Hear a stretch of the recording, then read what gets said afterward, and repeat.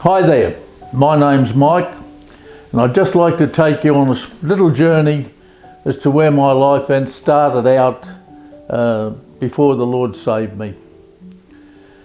You see, I come from a very heavy alcoholic family. Fights and arguments and everything 7 days a week. And when I became of the age to get out, I did and started off on my own. But unfortunately, I sort of took my past with me and I ended up going through, what should we say, the good life, I think in those days you'd call it. I was boozing up every day, every night, smoking my head off all the time. In fact, when I'd be in the pub and things like this, my friends would say to me, "Oh, Mike, stop your mouth, will you? You've got a filthy mouth and you're upsetting the barmaids and everybody around you." But it didn't sort of worry me because I really didn't know any better, because that's the way I grew up. So anyhow, to cut a long story short, this went on for a while and I got invited to go to this birthday party this night at a house, just a private gathering of people that most of them I didn't know. Not a terrible lot of alcohol there, but there was beer and smoking and things like that. So I noticed this lady sitting in the corner, and of course I raced over to her and I said, "Hey love, what about having a beer?" And she looked at me and smiled and she said, "No, I'm sorry, I don't drink." She said, "I don't drink or smoke." She said, "I'm a Christian." I said, "Okay, you're a Christian, please yourself." I said, "What about coming on the dance floor with me and have a little bit of a dance in the lounge?"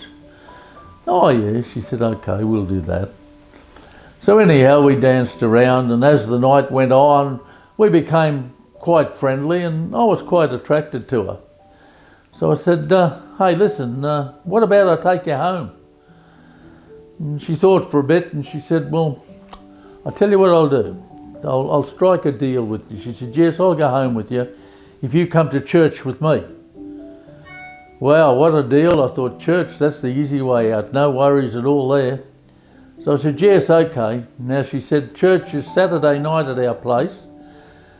She said, "There's a special play on." I said, "Yeah, okay, I'll come." Anyhow, we picked her up and off to the church. First thing I noticed when I get in the church, that the lights were dim and all the windows were sort of blacked out, and there was a great mob of curtains across the back, and I realised then that people were saying to me, "Oh, this is a youth night. This is a youth night in the church and they're putting a play on coming together." So we sat down there and the next minute the lights went out and everything was quiet. Wow, I nearly jumped out of my seat. The drummer started bashing his drums and the lights started flashing and strobing. Oh, boy, I couldn't believe what was happening. Anyhow, the curtains opened and there was probably maybe 10, 15 people behind the curtains, all talking to each other and about where they'd been and what was happening. And a couple of seconds later there was a great big bash of the drums again and the strobe lights and the blinking of the lights. And when it became clear again, there was only half of them there.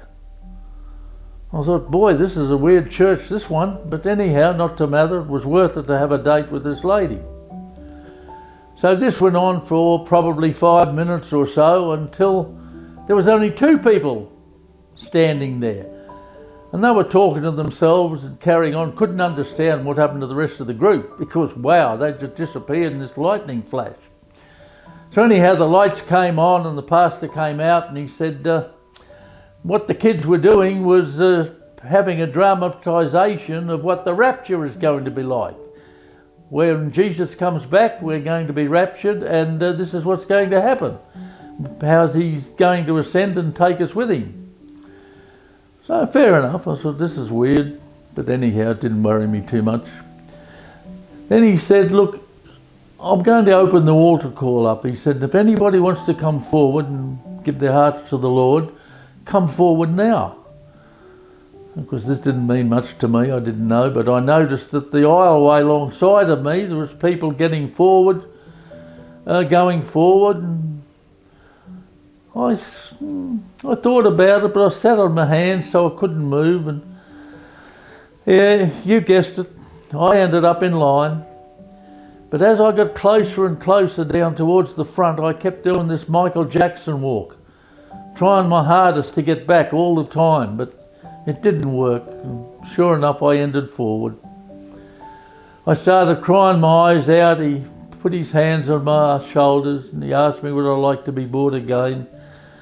Really and truly, you know, the love and everything just flowed through my heart. The carnal knowledge of me started to dwindle away, and I just felt this beautiful feeling come through me. And yes, I gave my heart to the Lord then and there. On that Saturday night, the feeling of being born again, the old life was gone. I had a brand spanking new life, unblemished, completely clean.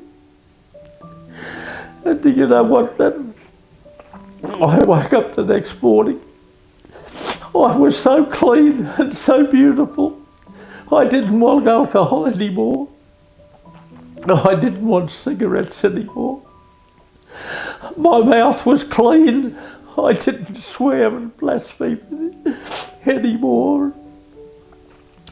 I tell you, I can only say to you, this is the life.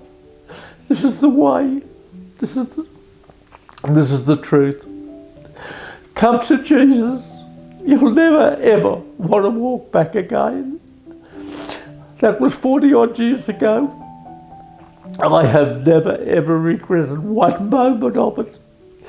Not a single moment. I'm telling you today, if you want to change your life, if you want to get out of where you're heading, if you want to change and know Jesus, this is the way. It's the only way. You can't go back because his love for you is just so strong.